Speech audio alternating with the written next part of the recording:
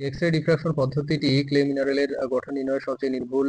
X-ray diffraction is the most accurate method for determining the structure of clay minerals। রাসায়নিক বিশ্লেষণে উপাদান নির্ণয় দ্রুত হয়। এটি সাধারণত প্রথম ধাপে ব্যবহৃত হয়। Chemical analysis is often used as the initial step because it provides rapid elements detection। Optical বিশ্লেষণ সাধারণত ল্যাবরেটরিতে করা হয়, যেখানে সূক্ষ্ম বৈশিষ্ট্যগুলি পরিমাপ করা হয়। Optical analysis is typically performed in laboratories to measure subtle features।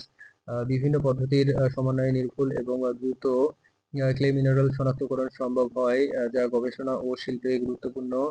By combining different methods, accurate and rapid identification of clay minerals becomes possible, which is important in research and industry।